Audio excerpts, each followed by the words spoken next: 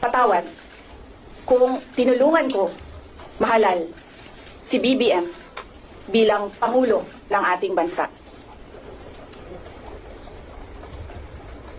Patawad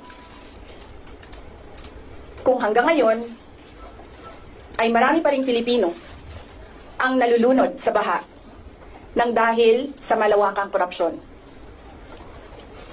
Patawad kung lantaran ang pang-aabuso ng ating mga institusyon para sa pansariling interes ng mga politiko.